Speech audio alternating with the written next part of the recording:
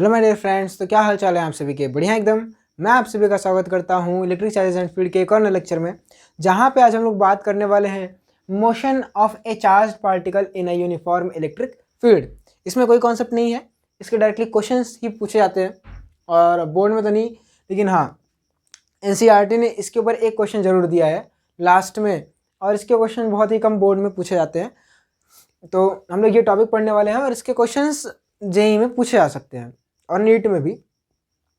तो क्वेश्चन ये कह रहा है, आपके सामने क्वेश्चन लिखा हुआ है, तो क्वेश्चन एक बार मैं पढ़ देता हूँ फिर अपन सॉल्व करते हैं इसको, ठीक है।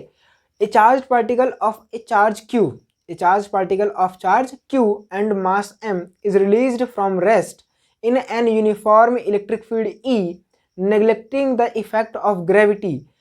यहाँ पे दो चीज़ें आपको नोटिस करनी है कि यहाँ पे एक तो इलेक्ट्रिक फील्ड यूनिफॉर्म है, हालांकि टॉपिक यूनिफॉर्म दिया है तो फिर यूनिफॉर्म ही रहेगा, और दूसरा कि इफेक्ट ऑफ ग्रेविटी नेग्लेक्ट कर दिया माफ करिएगा, neglecting the effect of gravity, यानी आपको g इक्वल टू 0 मान के सॉल्व करना है, यानी मास का कोई इसमें इफेक्ट पड़ने वाला नहीं है। The kinetic energy of charge particle after time t second is. तो आपसे काइनेटिक एनर्जी पूछे और आपके पास 4 ऑप्शन है, आप इस क्वेश्चन को बिना मेरे किए ही ट्राई कर सकते हैं अगर आप करना चाहते हैं तो, नहीं करना चाहते तो मेरे साथ करिए। तो क्वेश्चन कैसे सॉल्व करेंगे, सबसे पहले सोचिए आपको क्या निकालना है, काइनेटिक एनर्जी निकालनी है, ठीक है। तो काइनेटिक एनर्जी निकालने के लिए आपको एक फॉर्मूला होता है, kinetic energy is equal to half of mv²। आपको तो मास गिवन है पर आपको वेलोसिटी नहीं गिवन है, नहीं ना, तो वेलोसिटी निकालने का ही सारा पंगा है। अगर वेलोसिटी निकल गई तो आपको आपके सवाल का जवाब मिल जाएगा, अगर वेलोसिटी नहीं मिली तो सवाल का जवाब नहीं मिलेगा, और वेलोसिटी गलत निकली तो सवाल का जवाब गलत होगा, ऑब्वियस बात है, क्योंकि वेलोसिटी ही तो ज्ञात करनी है। अब वेलोसिटी कैसे निकालेंगे सोचो, तो चलो एक बार इसका थोड़ा सा फिगर वगैरह बना के अच्छे से समझते हैं। बेटा इसको कैसे, ध्यान से देखिए। मान लेते हैं ये यूनिफॉर्म इलेक्ट्रिक फील्ड है, इलेक्ट्रिक फील्ड लाइन्स में आप लोग पढ़ चुके होंगे कि इलेक्ट्रिक फील्ड को इलेक्ट्रिक फील्ड लाइन से दिखाते हैं, अभी तो मैंने शायद नहीं पढ़ाया है, तो ऐसा नहीं, पिछली वाली वीडियो में पढ़ा चुका हूँ। तो यहाँ पे ये मान लिया कि यूनिफॉर्म इलेक्ट्रिक फील्ड है ऐसे, ठीक है। तो यहाँ पे अपना एक चार्ज पार्टिकल, मेरे पास देखो कलर्ड मार्कर भी, तो मैं कलर्ड मार्कर यूज़ करता हूँ। तो मैं क्या करता हूँ, यहाँ पे एक तो चार्ज पार्टिकल ऐसे रख देता हूँ, ठीक है। अब इस चार्ज पार्टिकल का मास कितना m है और चार्ज कितना है q है। अब इसके ऊपर मास की वजह से कोई फोर्स नीचे नहीं लगेगा, तो ये किधर भागेगा, पॉजिटिव चार्ज है, किधर भागेगा, in the direction of electric field. ये जो चार्ज पार्टिकल है ये जाएगा इधर, और कितने फोर्स से भागेगा, q times into electric field का मैग्नीट्यूड। तो E गिवन था, कहाँ गया, ये रहा, और Q क्या है, charge, F is equal to QE, यानी इसको एक फोर्स मिला इलेक्ट्रिक फील्ड में रखने पर जो कि कांस्टेंट है, जो कि क्या है, कांस्टेंट है। अब कांस्टेंट फोर्स से ये एक्सिलरेट कर रहा है, अगर फोर्स कांस्टेंट है तो इसका एक्सिलरेशन कैसा होगा, कांस्टेंट, है ना। तो एक काम करो, पूरा मैकेनिक्स है और पूरा काइनेमेटिक्स रहेगा आज के लेक्चर में, पहली बात तो, ठीक है। अब इसका आपको क्या निकालना है, एक्सेलरेशन। तो आपको पता है कि इसके ऊपर फोर्स लगा F is equal to ma, और यहाँ पे फोर्स F की वैल्यू किसके बराबर है, QE के बराबर है। ma से यहाँ से एक्सेलरेशन का वैल्यू क्या हो जाएगा, QE बटे में m। हालांकि ये चीज़ बहुत इंपॉर्टेंट है, हमेशा याद करनी पड़ती है, ये करंट इलेक्ट्रिसिटी में आपको मिलेगा बार बार, ठीक है, आगे बताएंगे कैसे क्या मिलता है। तो यहाँ पे जो इस पार्टिकल का एक्सेलरेशन है वो क्या है, QE बटे m। हाँ अब तो लगा दो ना v equal to u plus t, अब तो लग जाएगा। फाइनल वेलोसिटी निकालनी है, इनिशियल वेलोसिटी 0 है, कितने टाइम बाद निकालनी है, t टाइम बाद। तो इसकी अब यहाँ पे देखो हम लोग क्या निकालते हैं, इसकी इनिशियल वेलोसिटी कितनी है, 0 है, इसके ऊपर एक्सेलरेशन कितना है, QE बटे में m है, और इसकी कितने टाइम बाद निकालना है, t is equal to T पे। तो यहाँ पे v इज इक्वल टू क्या हो जाएगा, u प्लस AT, तो यहाँ पे v इज इक्वल टू क्या हो जाएगा, QE बटे m इंटू टी। ये तो वेलोसिटी निकल गई। तो पहला सवाल, हालांकि इसमें क्या था, तो जब ये इसमें सवाल में जैसे कि अगर आप ऑफलाइन में कैसे पढ़ाया था इस सवाल को, तो ऑफलाइन में सबसे पहले मैंने ये फिगर बनाया, ये फिगर निकालने के बाद मैंने ये पूछा, अगर ये तो बच्चे कर ले गए तो ठीक रहता है, नहीं कर पाए तो अपन ये करना सिखाते, फिर यहाँ से काइनेटिक एनर्जी मतलब आगे बढ़ जाते हैं। तो मैंने डायरेक्टली ये क्वेश्चन लिखा है जो मेरे को बुक में मिला था, डायरेक्टली ये है। और ये क्वेश्चन जो मैंने आपको बताया कैसे मैंने ऑफलाइन में कराया जाता है, ऐसे बता दे रहा हूँ। तो यहाँ पे v की वैल्यू क्या है, QE बटे m इंटू टी। अरे आया कि नहीं आया, बहुत सरल है, 11th पढ़ा होगा तो। तो अब क्या करोगे, हाँ काइनेटिक एनर्जी निकालना है तो K E is equal to half M V square, M और वी का स्क्वायर मतलब Q E into T upon में एम का होल स्क्वायर। सॉल्व करके देखो क्या हो जाएगा, एम ये हो जाएगा एम स्क्वायर, तो एम से एम कटेगा, बाकी सब तो सेम ही रहेगा। तो कहाँ पे है ई स्क्वायर, कहाँ पे है क्यू स्क्वायर, कहाँ पे टी स्क्वायर, मतलब ऑप्शन बी करेक्ट रहेगा। तो ऑप्शन बी इज करेक्ट। नहीं आया तो वह सवाल बहुत आसान था, हालांकि पहला सवाल था तो आसान ही रहेगा, इसमें कोई शक वाली बात नहीं है। तो सवाल बहुत आसान था, एक तो पूरी मैकेनिक्स रहेगी इसमें, आप पहले जान लो पूरी मैकेनिक्स रहेगी, और मैकेनिक्स में आपको v equal to U plus A T लगाना आना चाहिए। तो मैंने आपको शायद पिछली वीडियो में बता दिया था कि यूनिफॉर्म इलेक्ट्रिक फील्ड में रखोगे तो इसके ऊपर यूनिफॉर्म फोर्स लगेगा, और यूनिफॉर्म फोर्स लगेगा तो यूनिफॉर्म एक्सीलरेशन होगा, और यूनिफॉर्म एक्सीलरेशन यहाँ पे हो तो वहाँ पे न्यूटन के जो तीनों इक्वेशन थे वो लग जाएंगे, सॉरी मोशन के तीनों इक्वेशन लग जाएंगे। ठीक है, तो v equal to U plus A T, तो यहाँ पे हमने लगाया और इसकी फाइनेंशियल वेलोसिटी हमको मिल गई, और हमने यहाँ पे इसकी काइनेटिक एनर्जी निकाल ली। तो आप इसको नोट करें वीडियो को पॉज करके। तो आई होप आपने नोट कर लिया होगा। अब हम बात करते हैं कि जो फोर्स कांस्टेंट है, देखो अब मोशन की बात करने वाले हैं। तो मोशन अगर कोई पार्टिकल करता है तो फिर पूरा आपको पूरी काइनेमेटिक्स आनी चाहिए, नहीं आती तो फिर यहाँ पे हम पढ़ाएंगे, ऐसा नहीं है कि एकदम हवा में लेके जाएंगे, एकदम जीरो से स्टार्ट करने वाले हैं बेसिक से, पर आपको हाँ वो 9th तक की तो आनी ही चाहिए। 11th वाला भूल गए हो कोई दिक्कत नहीं है, 9th वाली तो आनी चाहिए ना, तो बाकी अपना संभाल लेंगे, बाकी संभाल लूँगा मैं हूँ ना। तो चलिए हम बात करते हैं, पहले तो एक बात बताने वाला हूँ वो तो पहले समझ लो। देखिए अगर कहीं भी कांस्टेंट फोर्स होती है, और हम पहले तो कांस्टेंट फोर्स के अंदर मोशन देखने वाले हैं, ठीक है, फोर्स कांस्टेंट होती है। तो पहले तो आप डरो मत, इसके जो सवाल है बहुत ही आसान है। इसमें जो कठिन सवाल बनता है वो पैराबोला को मिला के बनता है ना, पैराबोलिक पाथ वाला जो आपने पढ़ा होगा क्लास 11th में, है ना। अरे वो जो कौन सा था, प्रोजेक्टाइल मोशन वाला सवाल, प्रोजेक्टाइल मोशन वाला सवाल अभी दिखाऊंगा, परेशान बिल्कुल मत हो। तो कांस्टेंट फोर्स के अंदर मोशन किस प्रकार का होता है, तो उसका जो पाथ होता है उसके ऊपर चर्चा करने वाले हैं। तो ध्यान से देखिए, कांस्टेंट फोर्स है, ठीक है, तो कांस्टेंट एक्सीलरेशन रहेगा, और कांस्टेंट एक्सीलरेशन में, ठीक है, दो ही पाथ पॉसिबल है, पहला तो स्ट्रेट लाइन और दूसरा पैराबोला, तीसरा कोई पॉसिबल नहीं है। पहले तो अपने दिमाग में ये डाल लो, अगर आपसे सवाल में पूछे कांस्टेंट फोर्स का सवाल है और आपसे पाथ पूछे मतलब ट्रेजेक्ट्री, तो जो पाथ रहेगा तो पार्टिकल का स्ट्रेट लाइन रहेगा या तो पैराबोला रहेगा, दो में से एक होगा। अब स्ट्रेट लाइन कब होगा और पैराबोला कब होगा, इसके ऊपर भी कंडीशंस है, ध्यान से सुनिएगा। कांस्टेंट फोर्स है यानी कांस्टेंट एक्सीलरेशन है, तो कांस्टेंट फोर्स ग्रेविटेशनल फोर्स भी तो कांस्टेंट ही थी mg। तो आप ध्यान से बताओ, अगर मैं ये अर्थ मान लो, अर्थ ऐसे हॉरिजॉन्टल है तो फिर अर्थ, तो अगर मान लो मैं एक बॉल को ड्रॉप कर दूं, ऐसे बॉल यहाँ से u इक्वल टू 0 से ड्रॉप कर दूं, तो किधर जाएगी, नीचे जाएगी। क्यों, क्योंकि इसके ऊपर फोर्स लग रहा है mg, हाँ कि ना, लग रहा है ना mg। अब बताओ पार्टिकल नीचे जाएगा तो इसका जो इस पाथ रहेगा वो स्ट्रेट लाइन रहेगा कि नहीं रहेगा, ऐसे तो गिरेगा, गिरा कि नहीं गिरा, u इक्वल टू 0 पे। तो u इक्वल टू अगर 0 रहेगा तो पार्टिकल क्यों, देखो जी लग रहा था नीचे ऐसे लग रहा है, तो पार्टिकल का जो इस पाथ है, जो पाथ है वो कैसा है, स्ट्रेट लाइन है। तो पहले केस में जब u की वैल्यू 0 हो तब पार्टिकल का जो पाथ रहेगा वो स्ट्रेट लाइन रहेगा। अच्छा, दूसरा कौन सा केस है, अच्छा ध्यान से देखो, अगर मैं इसी को डाउनवर्ड वेलोसिटी देता, इसी पार्टिकल को मैं v वेलोसिटी से डाउनवर्ड फेंक देता, है ना, एक मिनट, अगर मैं इसी पार्टिकल को डाउनवर्ड वेलोसिटी से नीचे की तरफ फेंक दिया, जैसे ये है, फेंक दिया, कैसा गया नीचे, हाँ कैसा गया, स्ट्रेट लाइन में जाएगा ना यार, जाएगा नहीं जाएगा, आप खुद सोचो। तो क्योंकि क्यों जाएगा, क्योंकि वेलोसिटी इधर है, फोर्स भी इधर है, एक्सेलरेशन भी नीचे है। तो यहाँ पे ध्यान से देखो, velocity is parallel to what, acceleration. तो दूसरे केस में जब वेलोसिटी, जब u जो है, या वेलोसिटी लिख लो, चलो u जो है पैरेलल टू किसके हो, एक्सेलरेशन के हो, तो भी पार्टिकल की वेलोसिटी कैसी होगी, स्ट्रेट लाइन होगी। तीसरा केस क्या है, अगर मैं इसी पार्टिकल को ऊपर फेंक दूं, इसी को मिटा दूं थोड़ा सा, इसी पार्टिकल को अगर मैं u वेलोसिटी से ऊपर फेंक दूं, अच्छा v माना है, चलो v वेलोसिटी से वो फेंक दो, तो v वेलोसिटी से अगर इसको ऊपर फेंक देते हो, v वेलोसिटी से ऊपर फेंक दो, तब भी क्या ये ऊपर जाएगा, ठीक है, कुछ देर बाद ऊपर जाके नीचे चला आएगा। क्या स्ट्रेट लाइन मोशन करेगा कि नहीं करेगा, वन डायमेंशनल मोशन करेगा कि नहीं करेगा, हाँ। तो ये यहाँ पे भी वन डायमेंशनल मोशन किया, कब, जब u is anti parallel to acceleration. ये तीन केसेस में ही जो पार्टिकल का पाथ स्ट्रेट लाइन रहेगा, कब, जब फोर्स आप कांस्टेंट लगाओगे तब, और बाकी अदर केसेस में, बाकी अदर केसेस में आप बोल सकते हो जो पार्टिकल का पाथ रहेगा वो कैसे रहेगा, पैराबोला रहेगा।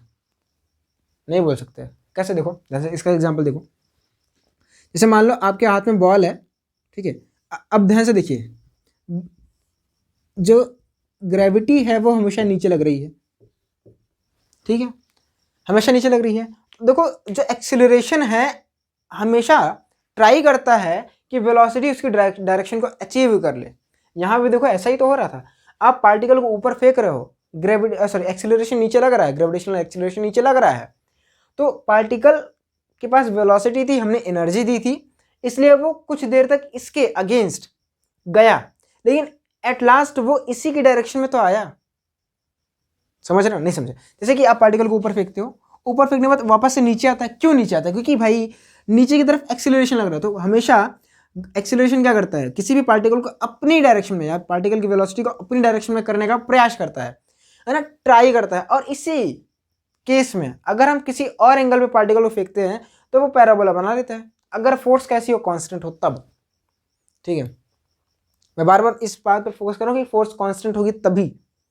समझ में आई बात? ध्यान से देखो, आप फुटबॉल खेले होंगे, क्रिकेट खेले होंगे, तो क्रिकेट में जब बैट्समैन शॉट मारता है तो वो पैराबोलिक पाथ करता है कि नहीं करता? अब तो वो टीवी में आ गया ना, वो लोग क्या बोलते हैं उसको, ट्रेजेक्ट करता है, क्या बोलते हैं, जो भी है मतलब ऐसे ट्रैक करते हैं, हाँ ट्रैक है ना, शॉट को ट्रैक करते हैं, तो दिखाता नहीं सब पैराबोला, तो वहाँ पे वो लोग टाइम ऑफ फ्लाइट भी निकालते हैं, सब कुछ निकालते हैं, तो वहाँ पे भी ये सारी चीज़ें एप्लीकेबल हैं। और बॉल इसी वजह से जाती है, क्योंकि वो देखो बॉल आपने मारी तो, चलो मैं अभी समझाऊंगा, जैसे ध्यान से देखो, तो आप बॉल फेंकते हो, ऐसे फेंका आपने बॉल ऐसे, तो बॉल देखो, बॉल आपने फेंकी ऐसे, तो देखो बॉल के दो कंपोनेंट होते हैं, एक तो बॉल आगे जाती है और दूसरा बॉल ऊपर जाती है कुछ टाइम तक, उसके बाद नीचे आ जाती है कि नहीं आ जाती? क्यों? क्योंकि पहले तो ये क्या करेगा, ये जो फोर्स लग रहा है या जो एक्सीलरेशन लग रहा है वो इस वाले कंपोनेंट को घटाता रहता है। 11th में पढ़ाया गया होगा, मास्टर ने पढ़ाया था, मैंने नहीं, मतलब आपके गुरुजी ने पढ़ाया होगा। तो क्या होता है, ये जो वेलोसिटी आपने दी है उसके दो कंपोनेंट होते हैं, एक तो एक एक्स वाला कंपोनेंट होता है और एक वाई वाला कंपोनेंट होता है। तो ये जो फोर्स लग रहा है mg है ना, जो या एक्सीलरेशन जो लग रहा है g, वो क्या करता है, इसको कम करता है ना, ये ऊपर है ये नीचे है, तो ऑब्वियस बात है कम कर रहा होगा, तो ये कम करता है, पहले इसको कम करता है, और कम करने में टाइम लगेगा, ऐसा तुरंत से कम थोड़ी ना होता है, कम करने में टाइम लगेगा, और जब ये कम हो जाता है उसके बाद ये अपने डायरेक्शन में ट्रेंड करता है। तो असली देखो जो बॉल है वो ऐसे जाती है, बॉल कैसे जाती है, पहले तो कुछ देर ऊपर जाती है, फिर अपने आप ऐसे नीचे चली जाती है, इसी वजह से देखो, क्योंकि एट लास्ट उसको एक्सीलरेशन की डायरेक्शन में ही जाना है, अगर टाइम मिलता है तो, नहीं मिलता तो फिर क्या इसे बीच में जाकर टप हो जाएगी। समझ में आई बात इतनी? ये थोड़ा सा कांस्टेंट फोर्स के ऊपर मेरा पेपर था, इतना समझा दिया गया, बाकी अब नेक्स्ट क्वेश्चन पे अपन मिलते हैं। आपके सामने है नेक्स्ट क्वेश्चन, और इस नेक्स्ट क्वेश्चन को मैंने एकदम से बना के रख दिया है पहले से ही, बुक में बना था पहले से, ठीक है, मैंने नहीं बनाया। तो एन इलेक्ट्रॉन पढ़ दूँ, पढ़ देता हूँ, कोई दिक्कत नहीं। तो एन इलेक्ट्रॉन जिसका मास m है और चार्ज E है, enters perpendicular to uniform electric field with speed v, ये इंपॉर्टेंट है, स्पीड v से फेंका गया है। फाइंड द वर्टिकल डिफ्लेक्शन, देखो पहली बात तो परपेंडिकुलर फेंका गया है, कैसे फेंका गया है, परपेंडिकुलर, ठीक है, टू यूनिफॉर्म इलेक्ट्रिक फील्ड। और दूसरा वर्टिकल डिफ्लेक्शन हमको ज्ञात करना है, हमको क्या फाइंड, अब देखो फाइंड करना है, देखो यहाँ पे फाइंड है, तो यहाँ से फाइंड शुरू है, क्या फाइंड करना है, पहले तो वर्टिकल डिफ्लेक्शन, ये क्या अभी बताता हूँ, ठीक है, वाई लिखा है तो वाई सवाल में गिवन था, ठीक है, तो वाई सवाल में गिवन मतलब यहाँ तक रहेगा,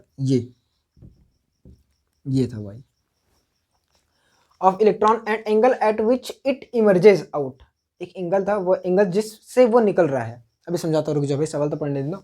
assume the space to be gravity free, gravity का भैया कोई बोलबाला नहीं है मैं ग्रेविटी आपके साथ छेड़खानी नहीं करने वाली, वरना नीचे पे आपको जी इफेक्टिव निकालना पड़ जाता।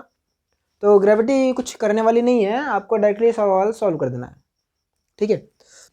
तो मोशन इन 2D के सवाल है, कर लोगे ना, बता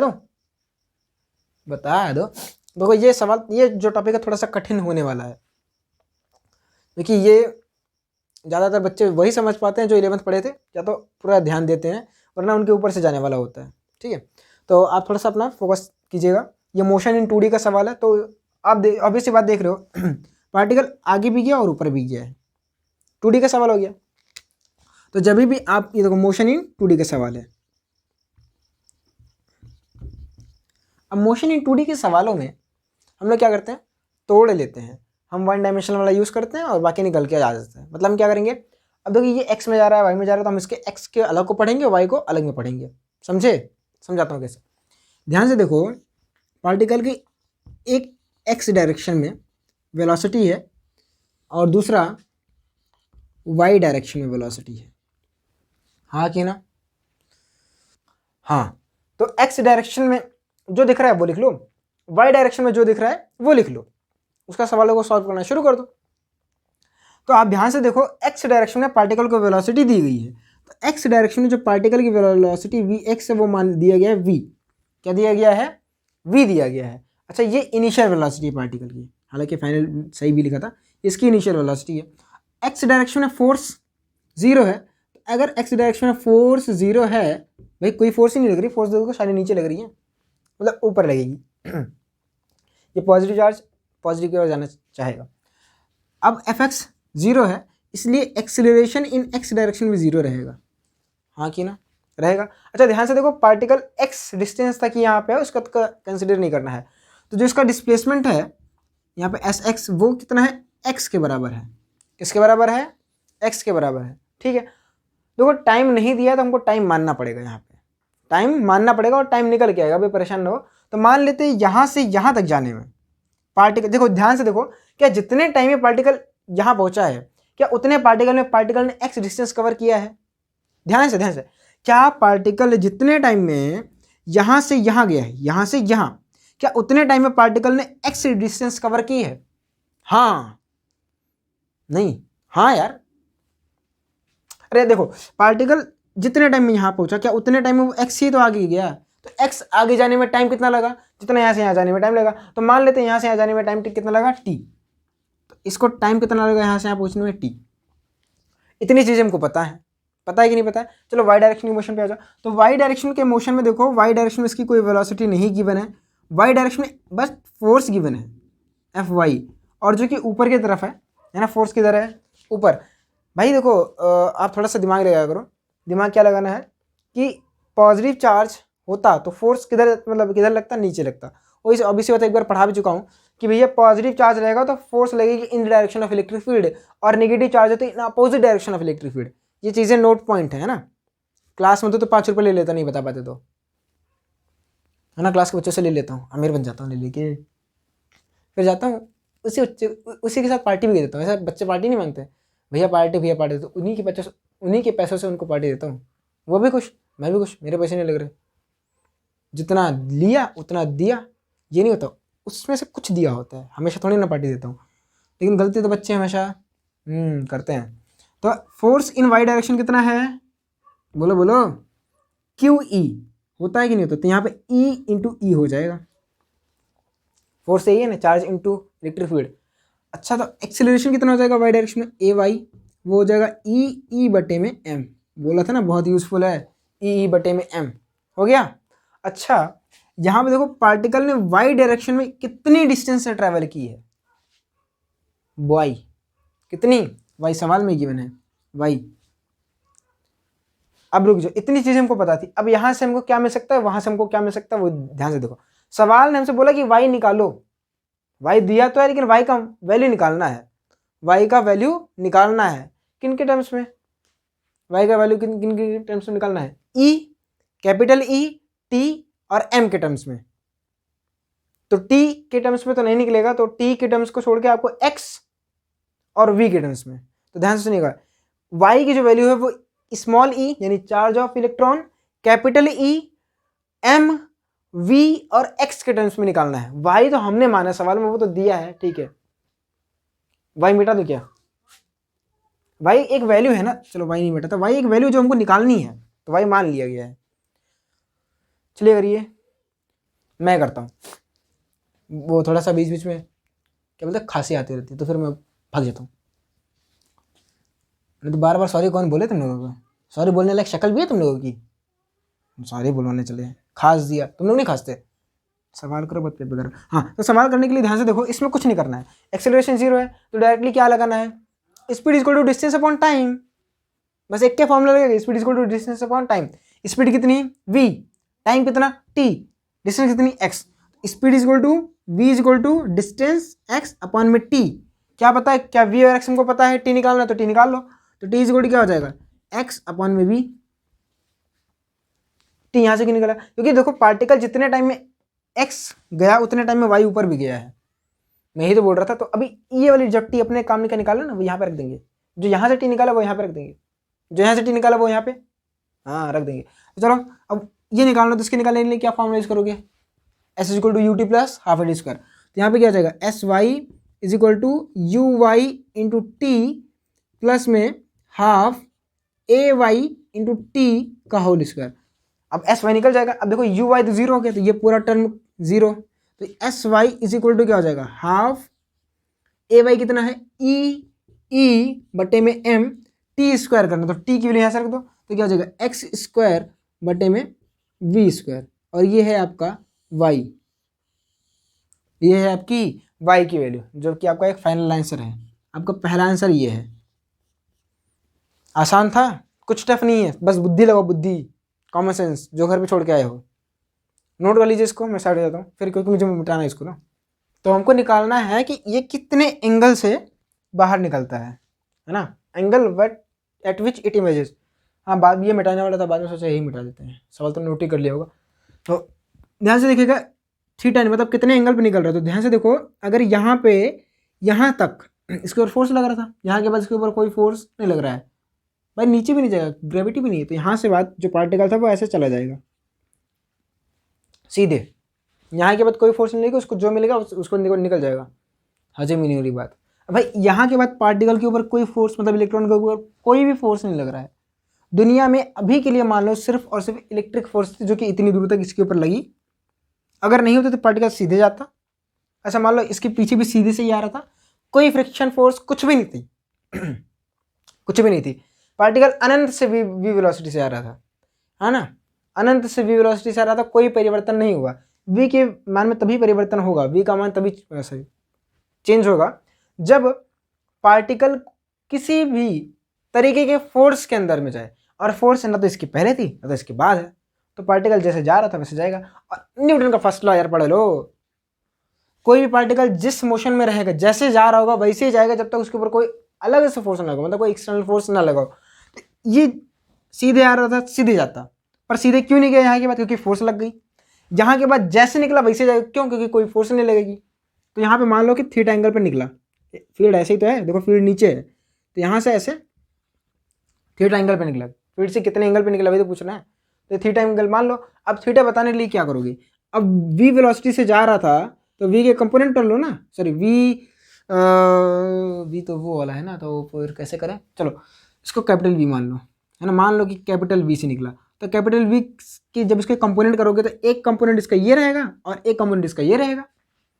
तो एक कंपोनेंट जो इसका वी एक्स है और एक कंपोनेंट जो इसका वी वाई है वो निकाल लो, और वो क्या कर दो, अपॉन कर दो, तुम्हारा थीटा निकल जाएगा। कैसे, यहाँ से tan थीटा करो, तो समझ में आया कि नहीं आया, अभी समझाता हूँ। tan theta is equal to क्या हो जाएगा, वी वाई अपॉन में वी एक्स।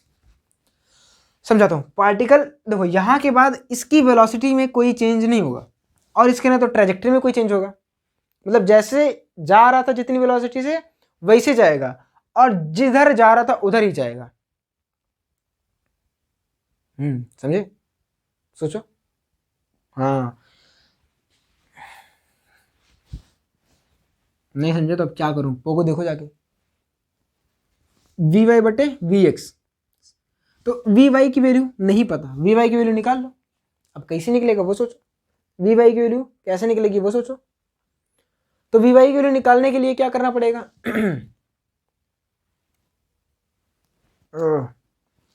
चलो वी वाई की वैल्यू निकालते हैं। कैसे निकालोगे, V Y is equal to U Y plus में ए वाई इंटू टी, खत्म।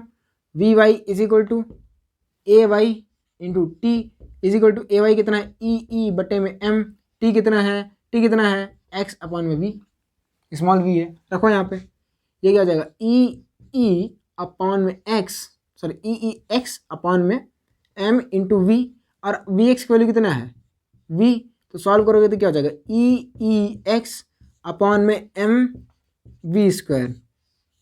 भाई देखो बिल्कुल गलत नहीं बताया है, फॉर्मूला यही निकल गया था, 100% सत्य है।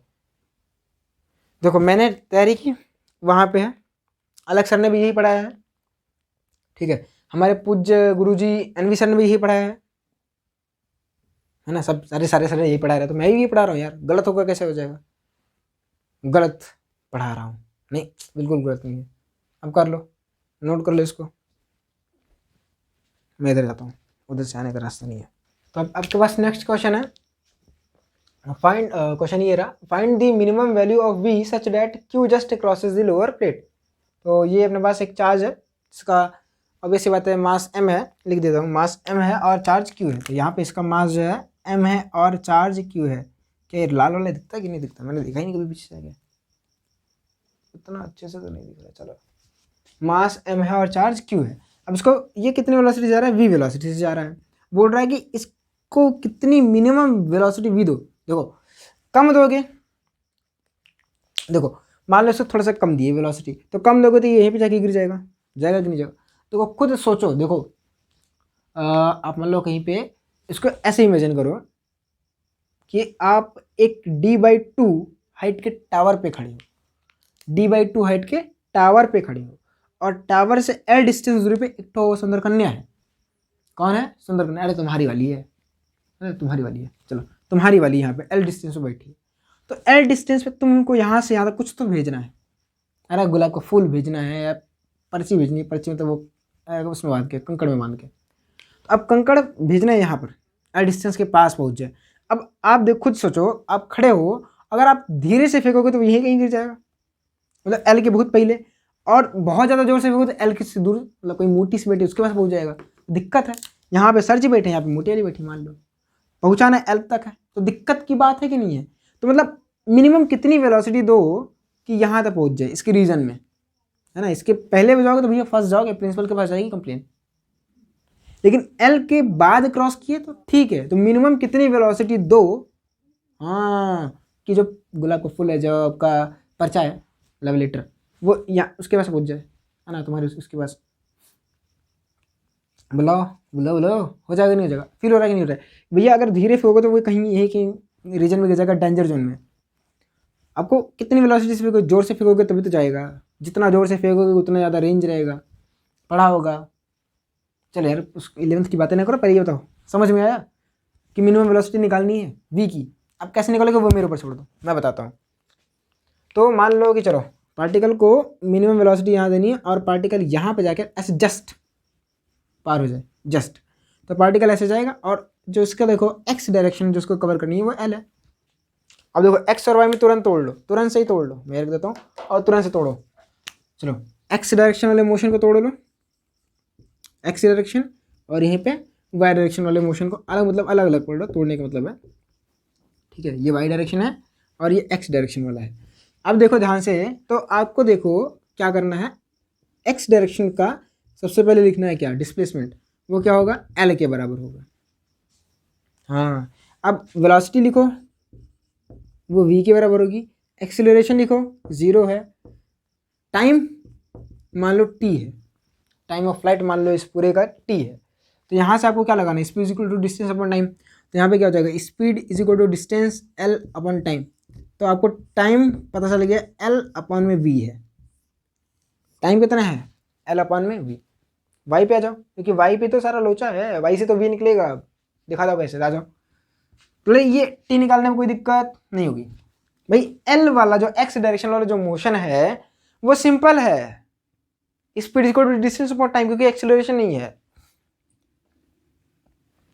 9th के पहले कहीं पे एक्सीलरेशन का नाम सुना था, उसके पहले यही तो फॉर्मूला लगा रहे थे, तो यहाँ पे तो एक्सीलरेशन नहीं है, वही तो फॉर्मूला लगाओगे, बात करते हो, है ना। अच्छा अच्छा अच्छा, यहाँ पे आ जाओ, क्या सिखाना था, हाँ, S Y is equal to कितना होगा, ओ ये तो नहीं पता है, एस वाई कितना होगा, t/2 होगा, पता है, वी वाई कितना होगा 0, ए वाई कितना होगा 0 नहीं, क्यू ई अपॉन में एम, याद कर लो, फोर्स अपॉन में मास, माफ करिएगा तब मौसम चेंज हो रहा है।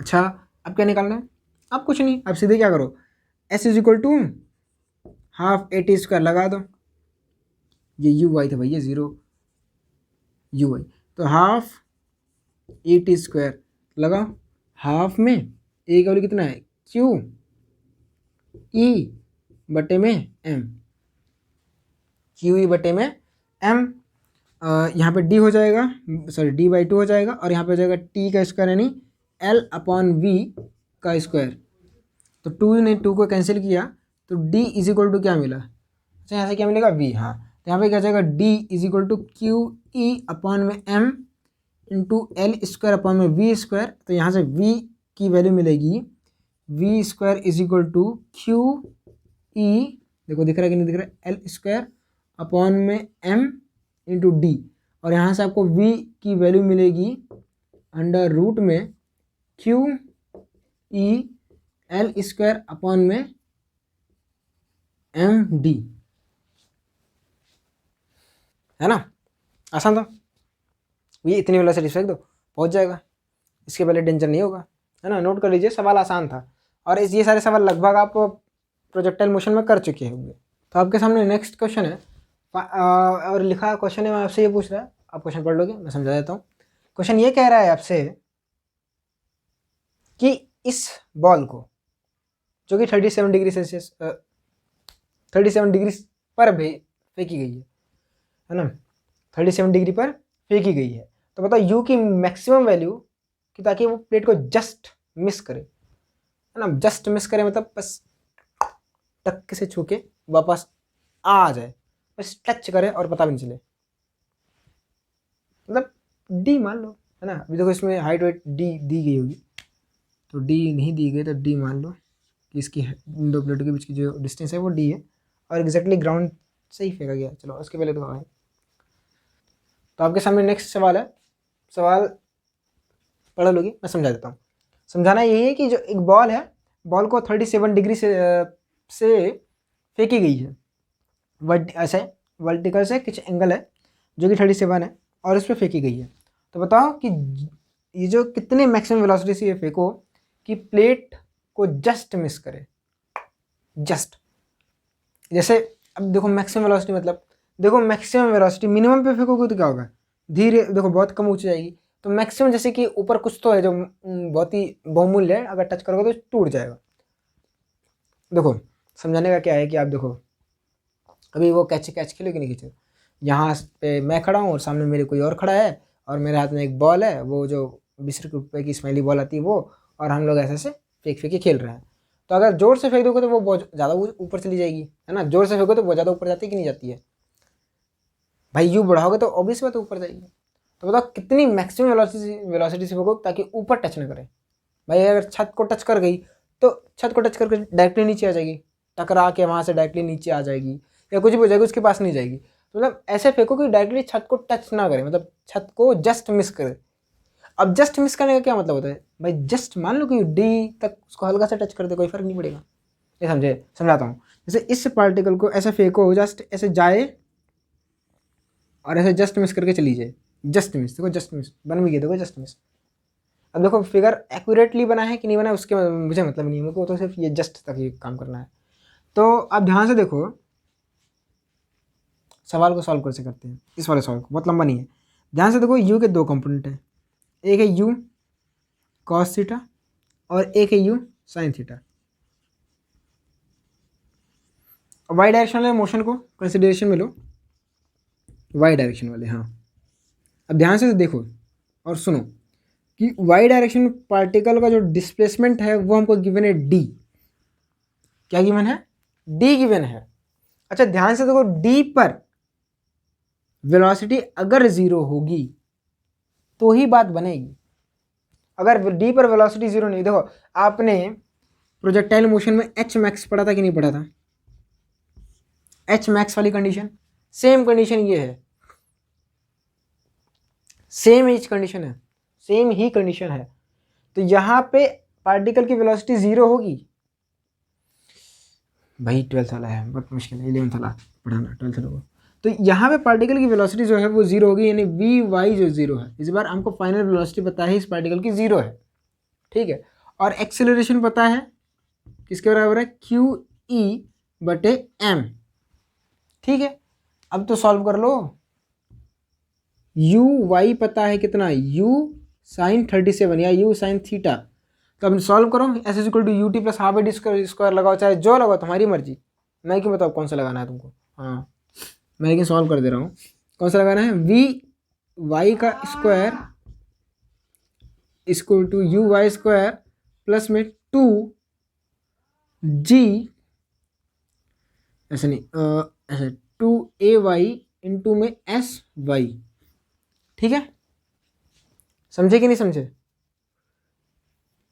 अब ये जीरो करना है। अच्छा ध्यान से देखो, यहाँ पे साइन कन्वेंशन का भी थोड़ा सा आपको लेना पड़ेगा, है ना, साइन कन्वेंशन थोड़ा सा। तो आप देखो, जो पार्टिकल है यू साइन थीटा, और जो एक्सीलरेशन है नीचे क्यू ई, देखो यहाँ पे अगर पार्टिकल है, यहाँ पे ध्यान से देखो, यहाँ पे तो पार्टिकल की ऊपर नीचे की तरफ फोर्स लग रहा होगा कि नहीं लग रहा होगा, कौन सा, क्यू ई वाला। तो फोर्स ऊपर है, वेलोसिटी सॉरी फोर्स नीचे है, वेलोसिटी ऊपर है, तो माइनस प्लस का तो खेल करना ही पड़ेगा कुछ ना कुछ, वरना सवाल गलत हो जाएगा। भाई इसमें देखो क्या करते हैं, इसमें आप एक साइन कन्वेंशन मानते हो और साइन के साथ वैल्यूज को पुट करते हो, तभी तो आएगा। तो यहाँ पे हम क्या करेंगे, ऊपर ही डायरेक्शन को पॉजिटिव मान लेते हैं, नीचे की डायरेक्शन को नेगेटिव। तो यहाँ पे साइन कन्वेंशन लिख देता हूँ मैं। तो ऊपर की डायरेक्शन जो है वो पॉजिटिव है और नीचे की डायरेक्शन जो है वो निगेटिव है, यानी यहाँ पे जो ए वाई है वो निगेटिव में है। ए वाई कौन सा है, निगेटिव में, समझे। अब रख दो वहाँ पे, ये इसका ही है, अब रख दो यहाँ पे। तो यहाँ पे वी वाई की वैल्यू 0 है और यू वाई की वैल्यू है U square sine square theta minus में 2g, सॉरी जी नहीं रखना है, जी नहीं रखना है, माफ़ करिएगा, एक्सेलरेशन रखना है। तो क्या हो जाएगा, क्यू ई बटे एम, माइनस में रखा इसलिए माइनस हो गया, इंटू डी, इंटू डी। तो यहाँ से यू स्क्वायर क्या हो जाएगा, you square sine square theta क्या हो जाएगा, इज इक्वल टू क्या हो जाएगा, 2 डी अपॉन में एम, और करोगे तो U square is equal to हो जाएगा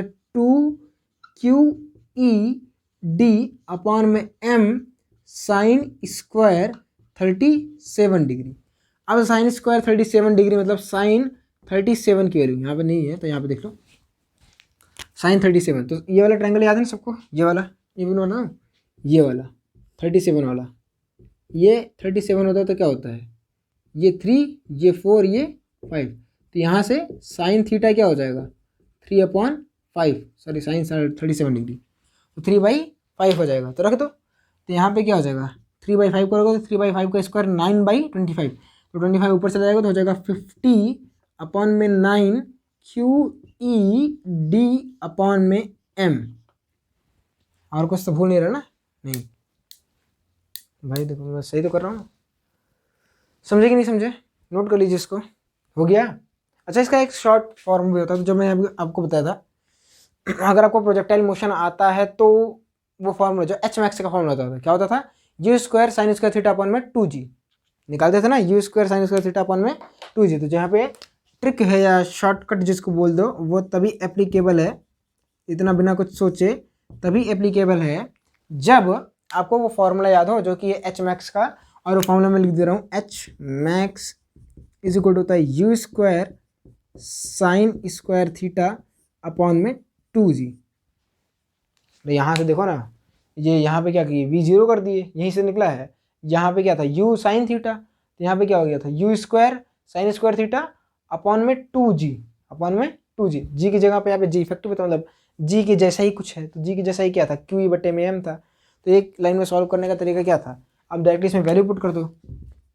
तो एच मैक्स की वैल्यू पता है d, है ना। अब u तो नहीं, u ही तो निकालना था, तो यू स्क्वायर हो जाएगा साइन स्क्वायर थीटा मतलब 3/5 का स्क्वायर अपॉन में 2g क्या था, g इफेक्टिव यहाँ पर रखना पड़ता, g जैसा ही कुछ है ना। तो यहाँ पे g इफेक्टिव लिख लो, ऐसे g इफेक्टिव लिखा रहता है, जो कि आप SHM में पढ़े होगे, है ना। तो g इफेक्टिव होता है, तो g के जैसा ही कुछ है ना।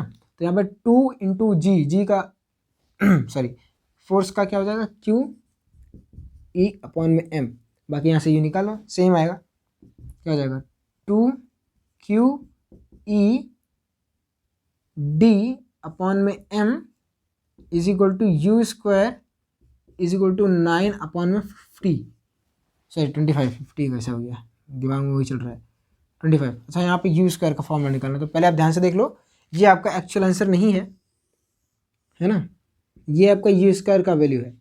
अगर u का वैल्यू यहाँ पे निकालने चाहोगे तो u का वैल्यू यहाँ पे हो जाएगा u is equal to √5/3 under root में हो जाएगा 2QED/m। ये आपका आंसर है 5/3 2QED/m। तो ये था आपका motion of A charge particle in a uniform electric field. हालांकि इसके ऊपर और भी सवाल बन सकते हैं, वो आपको मतलब ऐसे ही लगभग बनेंगे, ठीक है, आपको ऐसे ही कर लेने हैं। लगभग मैंने आपको सारे सवाल बता दिए हैं, और कोई भी सवाल आएगा तो देखो सवाल लगभग तो सारे नहीं बता सकते ना, अनंत सवाल है, तो आपको कॉन्सेप्ट समझा दिया गया है, अब आप इसके सवाल प्रैक्टिस कर सकते हैं। तो नेक्स्ट वीडियो में मिलेंगे नेक्स्ट टॉपिक के साथ, तब तक पढ़ते रहिए। All the very best, bye bye.